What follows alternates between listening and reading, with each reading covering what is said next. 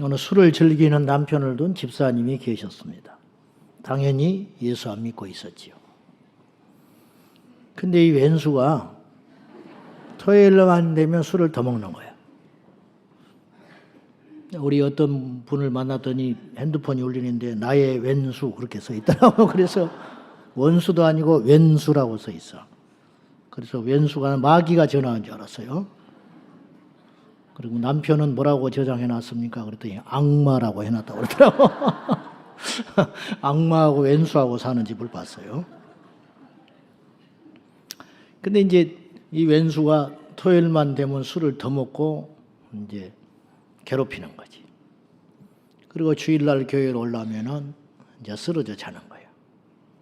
너무 속이 상하는 거예요. 교회에 와서 엎드려 기도하면 눈물만 나고. 그래서 어느 날 주일날 울적거리면서 기도를 했더니 성령께서 자기 안에 이런 마음을 주신 거예요. 야, 그래도 너 감사해야 돼. 열이 안 받습니까? 응? 그래도 감사하라니까. 그래서 제가 감사할 게 뭐가 있습니까? 남편이 이렇게 협조를 안 하는데. 그랬더니 주님께서 그 시간에 깨달은 마음을 주시는 거예요. 그러니까 주일날 아침에 너 교회 오는 거 미안해서 얼른 교회 갔다 오라고 하잖아.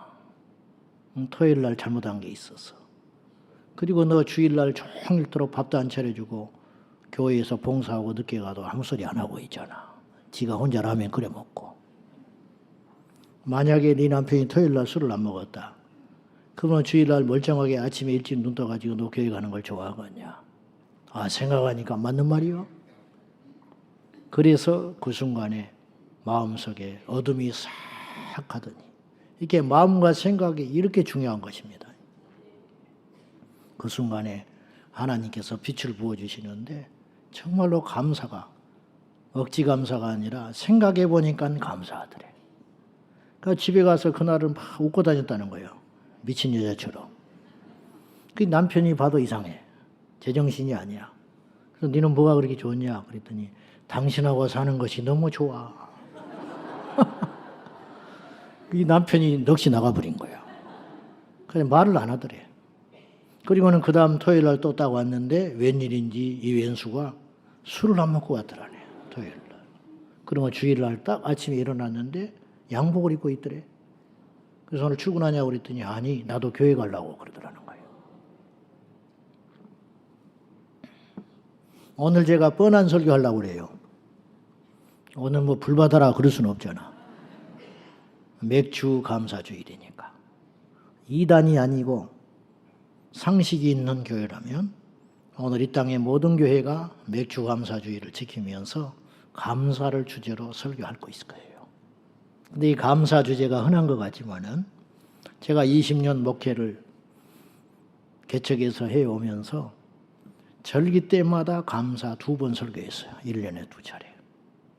평소에는 감사를 주제로 설교하는 것이 쉬울 것 같지만 참 힘든 거예요. 성도들도 듣기가 힘든 설교가 감사 설교예요. 하나님께서 우리 상황을 아시고 우리 교회에, 이 땅의 지상의 교회에 1년에 2번 싫든 좋든 반기든 안 반기든 감사를 주제로 설교할 수 있도록 해놓으신 안전장치. 1년에 2번은 반드시 감사를 기억해라. 근데 우리에게만 그렇게 하시는 게 아니고 이미 하나님께서는 구약에 출애굽기 이스라엘 백성들에게 절기를 지키라고 하셨는데 이 크게 3가지 절기인데 유월절, 맥주절, 그리고 오순절. 각기 이름이 조금씩 차이가 나지만은 근데 어쨌든 이 3가지 절기를 하나님께서 이스라엘 백성들에게 꼭 지켜라. 그러니까 힘이 되든 안 되든 마음이 있든 없든 이스라엘 백성들은 1년에 3차례 죽든 살든 이 절기를 하나님 두려워서 꼭 지키게 하신 그 절기가 있다. 그 3가지 출애굽기 23장 우리 14절부터 16절입니다. 읽겠습니다. 시작. 너는 매년 3번 내게 절기를 지킬지니라. 너는 무교병의 절기를 지키라. 내가 네게 명령한 대로 아비월에 정한 때에 이래 동안 무교병을 먹을지니 이는 그 달에 네가 애굽에서 나왔습니다. 빈손으로 내 앞에 나오지 말지니라. 맥주절을 지키라. 이는 내가 수고하여 밭에 뿌린 것에 첫 열매를 거둠이니라. 수장절을 지키라. 이는 내가 수고하여 이룬 것을 연말에 밭에서부터 거두어 저장함이니라. 인간은 강팍에서 감사를 명령하지 않으면 감사할 수 없는 존재라는 걸 아시고, 6월절도 감사절기예요. 사실은 구원해 주신, 애굽에서 구원하신 하나님께 은혜에 감사하면서 6월절을 지키는 거죠. 수확을 해놓고 감사하며 맥주절을 지키는 거예요. 그리고 저장해놓고 감사하며 하나님께 절기를 지키도록 하셨다라는 거죠. 감사라는 건 생각해 보면 믿음의 표현이에요. 불신앙의 반대가 신앙이잖아요. 믿음. 믿지 않는 것의 반대가 믿음인 것 같은데, 믿음은 어떻게 표현되느냐? 믿으니까 감사하는 거예요. 자, 어울리지 않잖아요. 나는 믿으니까 마음이 답답해. 이런 사람은 하나도 없어. 그렇다면 그 믿음은 거짓이라는 거예요. 나는 믿어서 짜증나 죽겠어.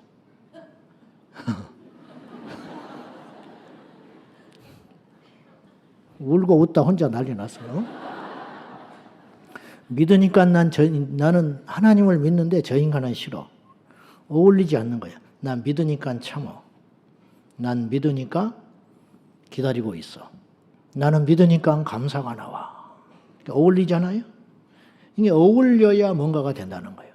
근데 어울리지 않으면 그건 믿음이 아니라는 거죠. 식당도 감사해야 손님이 오는 거죠. 갔는데 인사도 안 하고 인상 찌푸리고 있으면 아무리 음식이 맛있어도 안 가게 되는 거예요. 안 가. 가게도 감사가 넘쳐야 가게가 잘 되고, 직장 생활도 감사해야 그 사람이 승진하고 승승장구하는 거예요. 인상은 찌푸리고 앉아가지고 한마디 하면 대꾸도 안 하고 그런 사람은 어디다 써먹겠어. 그런 사람을 어떻게 승진시켜서 그 회사 쓰겠냐고. 감사가 넘치고, 나는 이 회사에 말할 필요는 없지만 사람이라는 건 바디랭귀지라는 게 있거든요. 몸을 통해서 이야기를 하는 거예요. 여러분도 지금 몸을 통해서 나한테 반응을 하고 있는 거예요. 안 듣고 있는 사람이 있어, 몸으로. 내가 앉아있기는 있지만은 안 들어. 몸으로 튕겨낼 수 있거든요. 여기서 그렇다는 게 아니라 이런 것처럼 감사라는 건 믿음의 표현이라는 거예요. 나는 이 회사 다니는 게 너무 감사해요. 이 회사 아니면 나는 어떻게 할 뻔했어요. 나는 이 회사에 뼈를 묻을 거예요.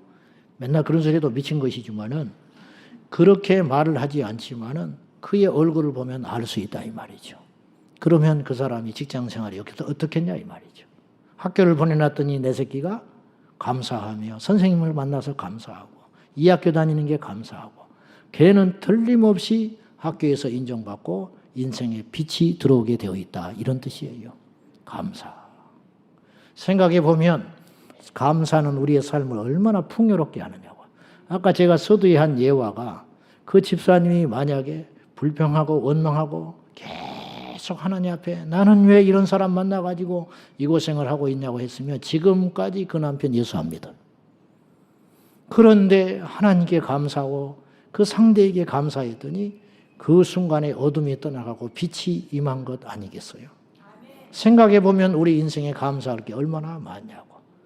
똑같이 24시간 하루를 살아가는데 어떤 사람은 끊임없이 어둠에 갇혀가지고 커튼 쳐놓고 불평하고 원망하고 주저앉아 있는 늘 그의 인생에 무엇이 달라지느냐.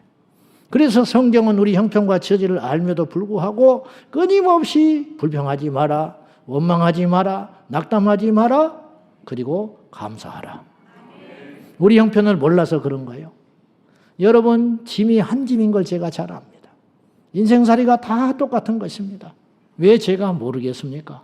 나도 삶이 있고 살아온 인생의 궤적이 있고 가난한 집으로 살았기 때문에. 그런데 하나님이 그걸 몰라서 저 높고 높은 하늘 위에서 우리 형편을 들여다보지 못하고, 하나님이니까 우리의 삶을 모르셔서 뜬구름 잡는 소리를 하고 계시는 것이 아니라 진정으로 우리를 살리고 싶어서 하신 명령이 있는데, 그건 뭐냐? 항상 기뻐하라. 쉬지 말고 기도하라. 범사에 감사하라. 이것이 하나님의 뜻이라는 거예요. 하나님의 뜻이라는 말이 뭐예요? 하나님의 의지가 이것이다.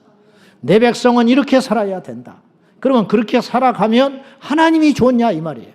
우리가 좋다, 우리가. 지쳐있고 낭망해 있는 인생에게 진짜 친구라면 찾아가서 이렇게 말을 해요. 힘을 내라. 힘을 내라. 힘이 없는 거 알아요. 그러나 힘을 내라고 재촉을 해요. 밥을 맨날 며칠 안 먹고 있어요. 나라도 밥을 못 먹어. 그런 상황이라면. 그런데 밥상을 차려주고 뭐라고 합니까? 먹고 일어나야지. 산 사람은 살아야 할 거 아니냐. 그것이 도움이 안 되는 말인가요? 그래야 이 사람이 살아나는 거예요. 우리가 일상생활 속에서 수없는 고통과 시련 가운데 사는 걸 아시지만은 하나님께서는 우리에게 단호하게 명령하세요. 그래도 기뻐해라. 그래도 기도하자. 그래도 감사해야 된다. 왜? 그 길이 살 길이기 때문에.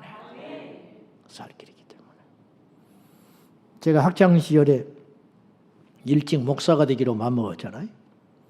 주일이면 이제 주일 예배 드리고 객지로 학교 가기 위해서 가면 딱 도착하면 저녁 예배 드릴 시간이 돼요. 그러면 저녁 예배 드리고 이제 하수집에 들어가는 거예요. 그러면 이제 저녁 예배 드리러 가는데 그 다니던 교회가 있었어요. 우리 교회는 아니지만은 예배를 드리는 교회가 있었어요. 근데 지금 요 감사 설교를 하려고 하니까 그 목사님의 한마디가 생각이 났어요.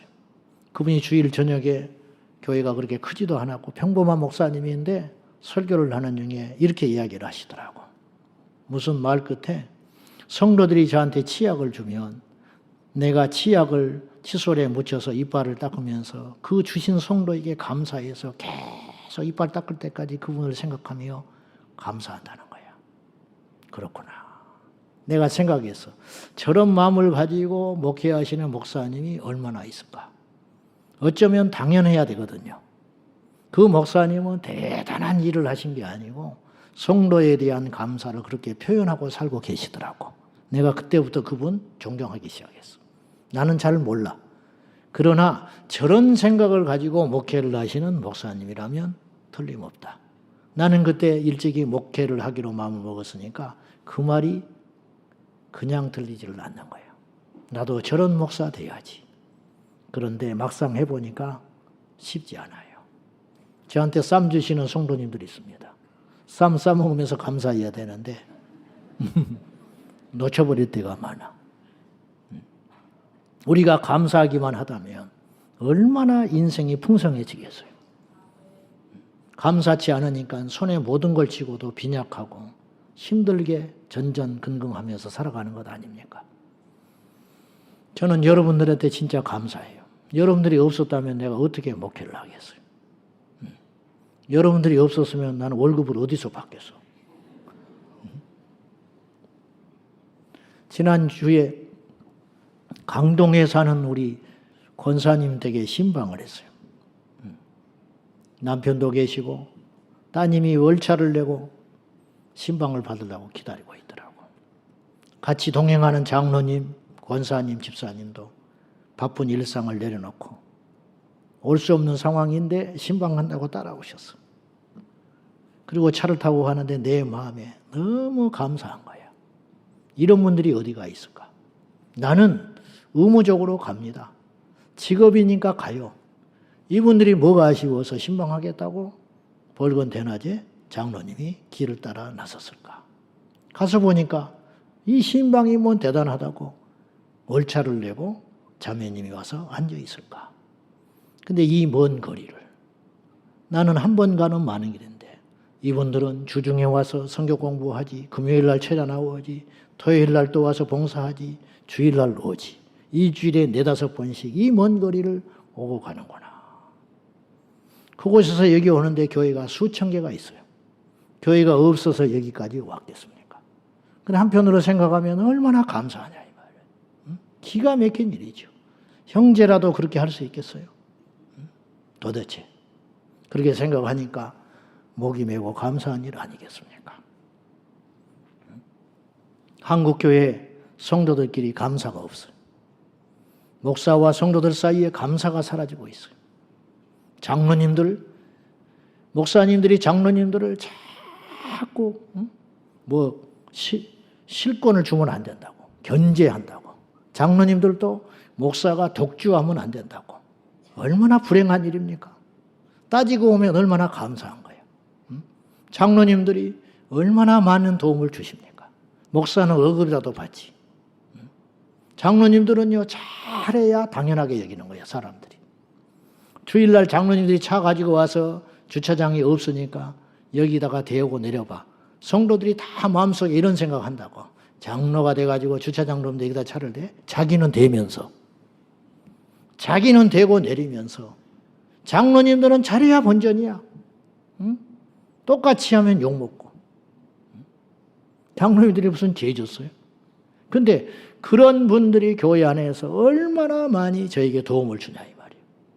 그러면 감사하고 만나면 반갑고 또 헤어지면 또 보고 싶고 그래야 되는데 이 땅의 교회들이 99%가 안타깝게도 당회하면 죽으려고 그러고 서로 물어뜯고 이런 교회가 되니 감사는 실종돼 버리고 마귀는 그걸 통해서 얼마나 재미를 보고 있냐 이 말이죠.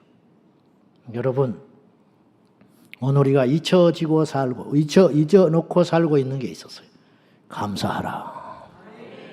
감사하라. 감사가 믿음이에요. 믿음 있노라 하면서 불평하면 그것이 믿음이냐고. 나는 믿음이 있어 말을 하지 않지만 일상 속에서 감사하고 살아간다면 그 사람이 믿음 있는 사람이지 뭐겠어요.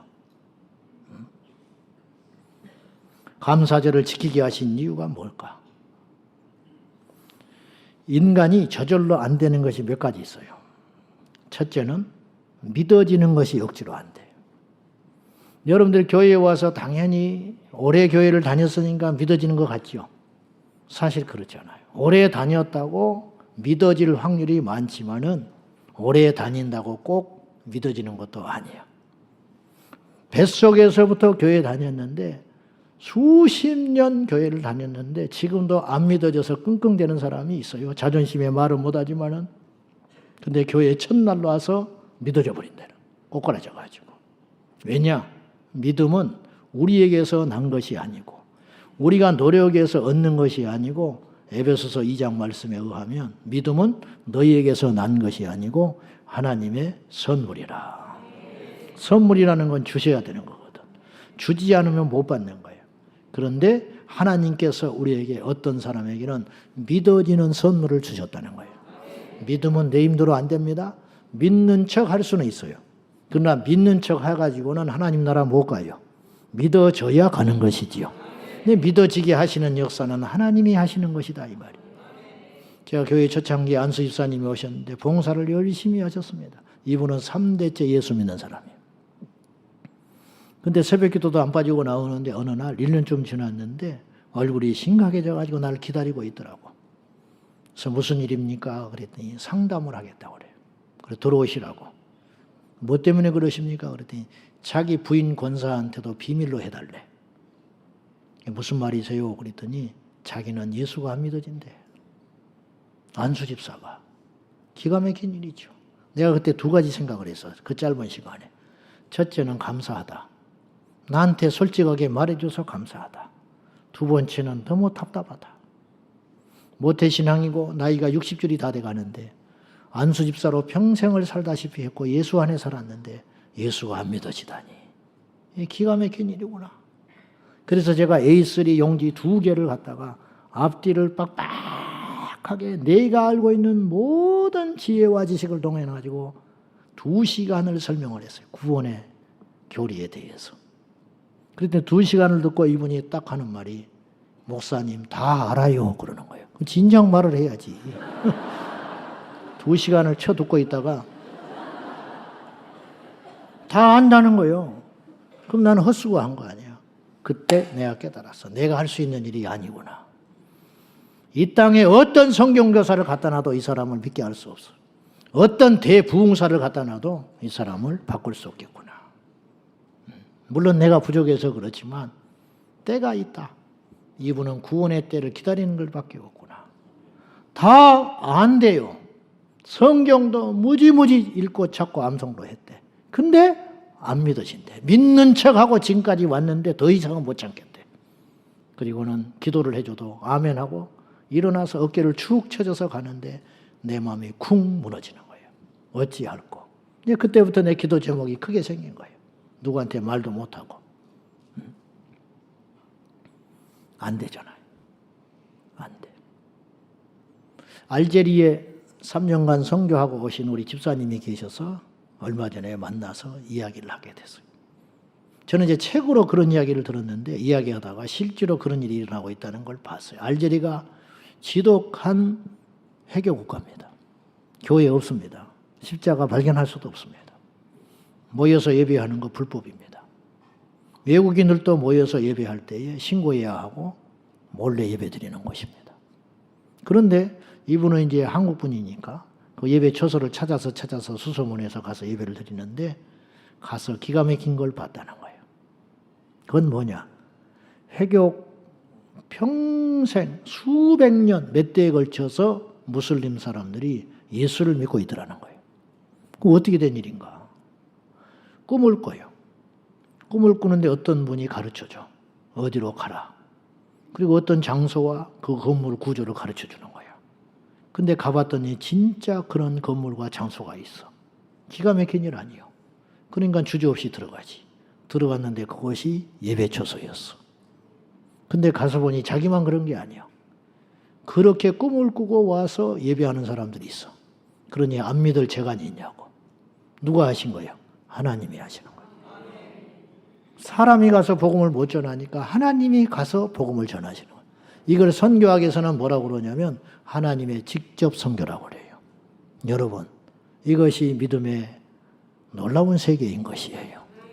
믿어지는 거 큰 은혜 중에 은혜인데 우리가 만약에 믿어지고 있다면 하나님의 선물을 받으신 거예요. 두 번째는 기도가 억지로 안 돼요. 기도는 누가 하느냐? 가치를 아는 사람이 기도하는 거예요. 직분을 받아서 대표 기도는 하실 수 있어요. 그러나 불같이 기도는 못하는 거예요. 그것도 하나님이 길을 열어줘야 돼. 눈을 열어줘야 돼. 목회자도 부르짖어서 기도를 못해. 왜? 불이 없으니까. 이게 불은 하나님이 주시는 것이거든. 기도의 불. 안 되는 거예요. 엘리야가 제단은 꾸밀 수 있었어요. 무너진 제단을 수축했습니다. 그러나 불을 주시는 분은 하나님이에요. 기도에 대해서 공부할 수 있다니까요. 기도에 대한 책을 읽을 수 있다니까요. 기도에 대해서 연구하고 논문도 쓸 수 있다니까요. 기도회에 참여할 수 있다니까요. 그러나 기도가 터져나오게 하시는 분은 성령님이시라는 거예요. 기도 억지로 못하는 겁니다. 기도를 여러분이 하고 있다면, 기도의 가치에 눈을 떴다면 복 중에 큰 복을 받으신 것입니다. 세 번째로 억지로 안 되는 게 감사가 억지로 안 돼요. 여러분 보세요. 우리 자녀들 감사할 게 천지인데 감사 안 하잖아. 감사는요, 사실은 상대적인 것이에요.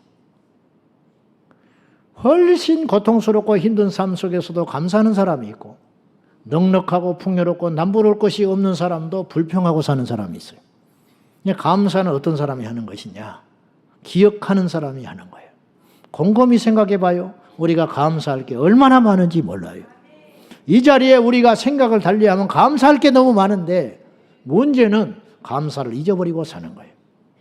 여러분, 이 땅에 자기가 스스로 호흡을 하지 못하여 기계에 의지하고 호흡하고 있는 사람이 수천 명이 이 나라에 누워 있어요. 수도꼭지만 털면 물이 펑펑 쏟아지는 혜택을 받아 누리는 사람이 83억 인구 중에 절반도 안 됩니다. 삼시세끼 해결하는 나라가 이 땅에 얼마나 되는 줄 아십니까? 우리나라가 삼시세끼 걱정 없이 해결한 지가 얼마나 됐습니까? 70년밖에 안 됐습니다. 5,000년 역사 가운데 70년밖에 안 된 거예요. 이런 복을 우리가 누리고 있는데 이런 생각 안 하고 살잖아요. 왜냐? 잊어버리기 때문에. 당연하게 여기기 때문에 그렇다 이 말이죠.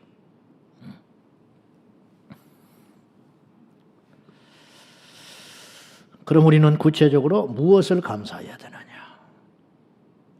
아무리 따져봐도 우리가 가장 크게 그리고 첫 번째로 감사할 것이 있습니다.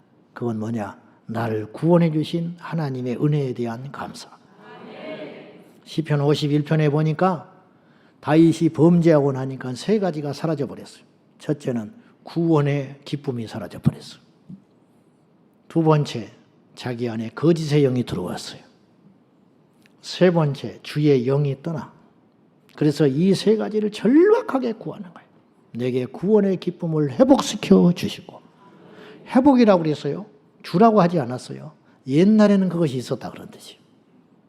날마다 광야에서 그 고통의 길을 걸어가면서도 불구하고 다윗에게 하나 분명한 것이 있었는데 자기를 구원해 주신 하나님께 대한 감격과 감사가 차고 있었다는 거예요. 근데 없어져 버렸어. 아무리 찾아다녀도 안 생기는 거예요. 안 생겨. 구원의 기쁨을 내게 회복시켜 주소서. 이거 없으면 나 죽는다는 거예요. 하나님의 영이 떠날까 봐 벌벌벌 떨고 있는 거예요. 그리고 자기 안에 정직한 영을 달라고 사정하고 있어요. 그래야 회개할 수 있으니까. 다윗이 몰라 아는 사람이에요. 다윗은 왕에서 쫓겨나는 것이 무섭지 않게 됐어요. 백성들의 손가락질과 여론이 두렵지 않아요.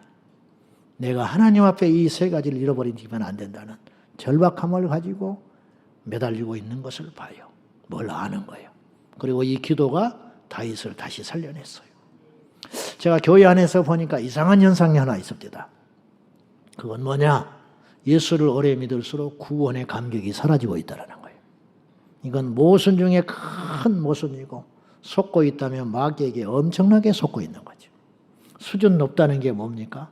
속지 마시오. 거칠에 속지 마시오. 멋내지 마세요. 우리는 멋내서 천국 가는 게 아니에요. 본질을 찾아야 천국 가는 거예요. 어째서 예수를 오래 믿을수록 구원에 멀어지냐 이 말이에요. 구원에 대한 이야기를 하면 시시하게 생각해.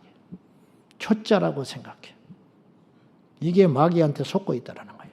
아무리 생각해도 나는 그렇게밖에 해석이 안 돼. 처음에 교회 와서 예수님 만나고는 벌쩍벌쩍 뛰고 예배 때마다 울고 앉아 있습니다. 그러다가 1, 2년 지나면 중간쯤 가서 앉아 있어요. 그냥 무덤덤하게 앉아 있어요.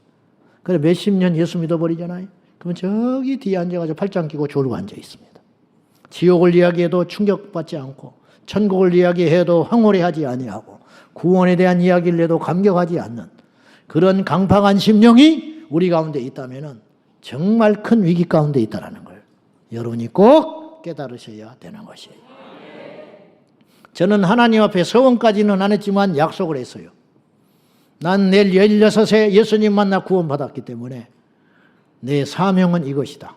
어디를 가도 집회 3일 한다. 그러면 첫날 나는 그 모인 사람들이 뭐 수준이 있니 없니 뭐 박사니 어찌니 목사님들이니 장로님들이 듣든지 안 듣든지 상관없어. 내 할 일 하는데 그건 뭐냐. 첫날은 무조건 천국 지옥 구원. 그래 1시간 막 30분 40분씩 설교를 해요. 그런데도 둘째 날 가면 그래도 또 하나님이 그걸 또 설교하기를 하실 때가 있어요. 그래 본문은 읽어놓고 다른 거 해버리는 거예요. 어제 거 그거 계속. 넘쳐나니까. 아직도 해야 할 말이 있으니까. 그 말은 무슨 뜻이냐. 주제에 넘지만은 그 자리에 그 설교를 들어야 할 사람이 있는 거예요. 그 자리에 구원받아야 할 사람이 있는 거예요. 다른 설교는 다른 데 가서 들어라 이 말이야. 요 시점에 이 시간에 나는 이 말은 꼭 해야겠다. 그런 각오로 하지요. 그것도 억지로 안 되지만은.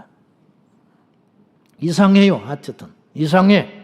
믿을수록 구원에 대한 감사와 감격이 식어요. 목사가 됐는데 구원의 감격이 없어요. 절박함이 없지요. 성도들이 영혼으로 안 보이는 거지요. 목회를 왜 하는지를 몰라요. 자기 안에 구원의 감격이 식어지니까. 큰 교회만 하려고 하는 거지요. 하나님의 큰 교회 알아옵니까? 영혼 살리라고 그랬지? 성도들도 마찬가지예요. 예수 믿고 출세하라 합니까? 예수 믿고 구원받으라고 했지. 다른 건 부차적인 문제라는 거예요. 다른 거는. 어떤 분이 길 가다가 나 10,000원을 주셨대요. 가지고 나한테 목사님 그렇게 사람이 많이 오고 가는데 내 눈에 10,000원이 띄어가지고 주셨다고 막 기뻐하더라고. 그러냐고. 그 다음날 다시 만나서 이 목사님 아무리 생각해도 신기하다는 거예요. 어떻게 내가 10,000원을 줬어? 평생에 처음이라는 거예요. 그래서 나는 나한테 줄 줄 알았어. 하도 잘하면서. 며칠 있다가 또 만났어. 일주일에 3번 만났어. 3번 만났는데 마지막 3번째 만날 그날도 하나님이 자기를 사랑하는 것 같아. 내가 속으로 그랬어. 구원은 받았냐? 구원받은 걸 자랑하냐? 여러분, 10,000원이 귀해요? 구원이 귀해요? 10,000원이 귀하지, 10,000원. 10,000원. 10,000원을 받을래요? 구원 받을래요? 죄송하지만 바보들만 앉아있네.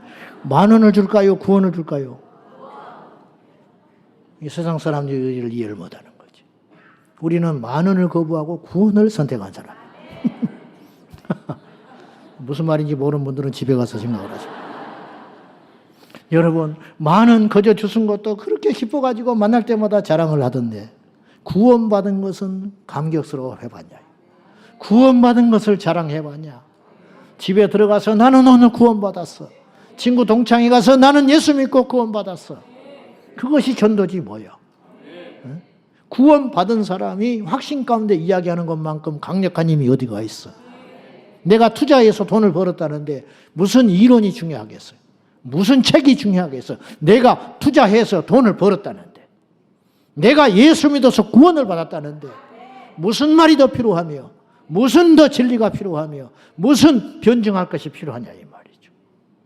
여러분, 우리 평생에 구원받은 것에 대한 감사가 끊어지지 않고, 인생의 위기가 올 때마다, 우리 인생의 시련이 올 때마다 그걸 꼭 깨닫고, 그래도 하나님이 나를 버리지 않았어. 그래도 나는 하나님의 자녀로 구원받은 자녀야. 이 감격과 감사가 우리 평생에 함께하기를 주님의 이름으로 축원합니다. 마지막으로 우리가 무엇을 감사할고 생각하니, 모든 일에 감사해야 돼. 할 말 없어요. 모든 일상 속에 하나님의 베푸르신 은혜에 대한 감사가 필요하다 하는 것이. 숨 쉬는 것이 당연합니까? 당연할 것 같지만 당연하지 않다니까요. 어떤 분이 몸이 안 좋아서 병원에 갔는데 간암 초기야. 간암 초기. 그리고 전철을 타고 오는데 하늘이 무너지는 것 같더래요. 그리고 전철에서 내려서 집으로 올라오는데 계단에 노숙자가 누워 계시더래요. 옛날에는 눈에 안 들어왔어요. 눈에 들어와도 어떻게 인생을 저렇게 사나, 그렇게 판단하고 지나갔는데, 자기가 간암에 걸려서 계단을 오르다가 누워있는 노숙자를 보니까 이런 생각이 들더래요. 저 사람은 얼마나 행복할까? 저 사람은 도대체 무슨 복을 받아서 저렇게 막 먹고 막 사는데도 저렇게 건강할까? 나는 몸 관리를 한다고 했는데 내게 간암이 무슨 말인가? 바뀌더라는 거예요. 사람은요, 잃고 나서야 소중한 줄 알아. 잃고 나서야. 저녁에 퇴근길에 무사히 돌아오는 남편이 당연한 일이 아니야. 학교 마치고 돌아오는 내 새끼가 당연히 돌아오는 게 아니에요. 하나님이 도와주신 거예요. 참한 폐차하게 된 것이 감사해요. 네? 참한 폐차한 것이 감사해요. 세상 사람들은 그렇게 말하지 않아요. 눈썹만 찢어진 게 감사해. 좀 내려와서 누나를 때려버렸으면 어떡할 뻔했어. 교회 초기에 체육대회를 했는데 꼭 무슨 행사만 하면 뭐가 막아갈게요. 교회가. 그래서 단단히 기도를 하는데도 체육대회를 했는데 공보고 쫓아가다가 쾅 부딪혔어. 그래가지고는 피투성이가 돼버린 거예요. 그래가지고 쫓아가서 놀러가서 완전 그냥 싸해진 거지. 체육대회 하다가 웃고 떠들다가 그걸 보고 그냥 정교인이라보다 몇 명 되지도 않았지만은 그 당시에 그냥 싸해가지고 그냥 어쩔 줄 모르는 거예요. 그 쫓아가 봤더니 운동장에 누워있는 그분이 첫 마디가 감사하대요. 목사님, 저는 걱정하지 마세요. 그래서 무슨 말을 하냐면 자기가 다쳐서 감사하대. 우리 셀 식구 초신자가 다쳤으면 어떡할 뻔했니? 기가 막힌 일이죠. 그 한마디가 분위기를 쏴했던 분위기를 다시 온기가 돌게 만들고 다시 사랑이 꽃피게 만들고 모두를 안도하게 하는 그 힘. 그 한마디가 뭐냐? 감사. 감사. 앞도 안 보고 들이받았냐 어쩌냐 했으면 복잡해지고 그 주위에 또 한 사람이 교회를 떠나게 되고 그걸 보고 옆에 있는 사람이 또 낙심을 하고 그럼 누구만 기뻐하게 되냐 이거죠. 시험의 통로를 막는 힘이 뭘까 생각해 보니 누가 이랬니 저랬니를 따지는 게 아니고 감사하면 봉합되는 거예요. 여러분, 감사하는데 마귀가 무슨 힘을 쓸 수 있겠어? 다리를 팍 걸어서 마귀가 넘어져가지고 감사합니다. 마귀가 시련을 줬어. 풍랑 가운데서도 주저앉아서 감사합니다. 마귀가 재미가 있어야 건들지. 둔해가지고 무조건 감사만 하다는데 재미가 있어야 시험을 주고 건들고 역사할 거 아니요. 지쳐서 나가 떨어져 버리는 거지. 원수 마귀를 손 못대게 지쳐 나가 떨어지게 하는 힘은 무엇인가? 감사하는 것. 방언을 하면 뭐하겠어? 불평하면. 능력을 행해서 귀신을 쫓고 병을 고치면 뭐하겠어? 인상 찌푸리고 불평하고 주저앉아 있으면.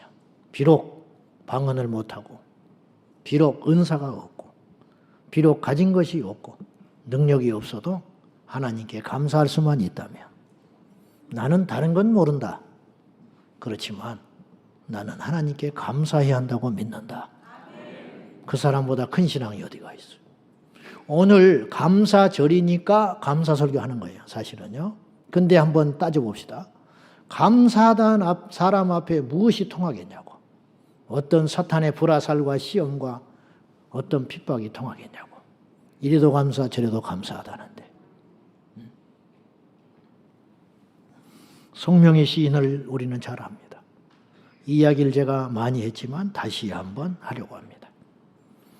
그분은 병원에서 산부인과에서 실수로 내성마비가 되어서 태어났습니다. 17살 될 때까지 자살을 수없이 시도했습니다. 근데 몸이 뒤틀어져 있기 때문에 자살도 쉽지 않아요. 그런데 정신은 멀쩡하잖아요. 이분도 여자고 이분도 사춘기가 와요. 더 살 이유가 하나도 없어요. 여러 번 자살을 시도했겠지만 모진 목숨 죽지도 못하고 17살 되던 해에 어느 날 방바닥에서 뒹굴고 하나님 앞에 원망하고 있는 그때에 주님께서 음성을 주셨어요. 너는 연필을 잡아라. 오른손은 쓰지도 못해. 왼손에 몽당 연필을 치고 노트를 가져다가 쓰라. 주님이 말씀하셨어요. 공평하신 하나님. 그걸 쓰려다가 못 썼어요. 도저히. 울고 통곡을 했어요. 하나님 공평하신 분 아니에요. 내게 뭘 주셨습니까? 하나님이 공평하시다면 이럴 수는 없지요. 내가 거을 수가 있습니까? 말을 할 수 있습니까? 한 인생으로 세상을 살아갈 수 있습니까? 하나님은 공평하시지 않아요. 적어도 저한테는. 나는 이렇게 말할 수 있어요. 그런데 하나님은 단호하게 다시 말씀하셨어요. 써라. 공평하신 하나님. 두려워서 써내려가기 시작했습니다. 공평하신 하나님. 나 가진 재물 없으나 나 남이 가진 지식 없으나 나 남에게 있는 건강 있지 않으나 나 남이 없는 것 있으니 나 남이 못 본 것을 보았고 나 남이 듣지 못한 음성을 들었고 나 남이 받지 못한 사랑을 받았고 나 남이 모르는 것 깨달았네. 그리고 마침내 그 시를 완성시키고 눈물이 터졌어요. 하나님이 공평하신가? 공평하지 않는 것 같지만 그분의 인생을 보면 공평한 거예요. 이게 잔인한 말 같지만 제가 남의 말이라 절대 쉽게 말하는 것 아닙니다. 왜 공평하냐? 그분은 저보다 더 많은 전도를 했어요. 그분이 쓴 이 시로 말미암아 수없는 병원에 있는 환자들이 희망을 얻었고 예수를 믿었고 감옥에 있는 재소자들이 이분의 인생과 시를 읽고 다시 일어났어요. 그리고 그분이 돌아가셔서 주님 품에 안긴다면 천국에서 주님께서 두 팔 벌려 맨발로 벗고 나오셔서 송명의 시인을 맞이해 주실 거예요. 수고했다, 애썼다. 내가 너를 통해서 너를 모질게 이렇게 내 인생을 구겨서 보냈지만 너를 통해서 내가 하고자 하는 일이 있었다. 이제 여기서 눈물도 애통도 고통도 없는 이곳에서 나와 함께 안식을 누리자. 그때에서야 우리 하나님은 공평하신 하나님이라는 걸 그에게 말씀해 주실 거예요. 그리고 그분이 만약에 죽고 난 다음에라도 그가 남긴 이 시는 주님 오시는 날까지 수많은 사람을 절망에서 희망으로, 소망으로 바꾸는 능력이 있을 것 아닙니까? 그분은 표라는 소설도 썼어요. 단순한 시인이 아니고 말세지말에 경각심을 성도들에게 일깨우면서 표라는 소설을 썼어요. 저도 그런 소설은 못 써요. 그분이 한 글자 쓰는 건 내가 100글자 쓰는 것 같은 에너지가 들어갔을 거예요. 근데 그분을 통해서 그런 위대한 역사를 빚어가시는 거예요. 그래서 하나님은 잔인하리만큼 공평하신 분이에요. 송명희 시인에게. 여러분, 송명희 시인도 하나님을 공평하다고 찬송했어요. 그건 감사하다 그런 뜻이에요. 우리 모두 감사를 회복하십시오. 가는 곳마다 우리 제자광성교회 감사의 원초적인 그 복의 근원처럼 감사의 근원이 되어서 가는 곳마다 주변을 빛으로 인도하고 다툼과 시기와 원망이 있는 그곳에 감사의 향기를 부려 하나님 앞에 영광을 돌리는 저와 여러분 되기를 축원합니다. 기도하십시다. 하나님 아버지, 그래도 감사합니다. 하나님 아버지, 그래서 감사합니다. 하나님 아버지, 그러함에도 감사합니다. 인생을 돌아보면 모든 것이 기적이었고 은혜였고 감사였습니다. 이 나라에 태어나게 하신 것도 감사요. 이곳에 온 것도 감사요. 주님을 만난 것도 감사요. 이 시간 예배하는 것도 기적입니다. 주여, 이 생각이 절대로 사라지지 않게 하여 주시고 우리는 강파가여 세상의 바쁜 일상 속에 고난과 시련과 유혹 앞에 또 무너질지 모르나 오늘 이 시간 우리가 감사한 그 추억만큼은 가슴에 간직하고 살아가게 하여 주옵소서. 오늘 우리 모두에게 감사의 능력을 허락하여 주시고 감사의 눈뜨는 성도들 되게 하여 주옵소서. 예수 그리스도의 이름으로 감사하며 기도하옵나이다. 아멘.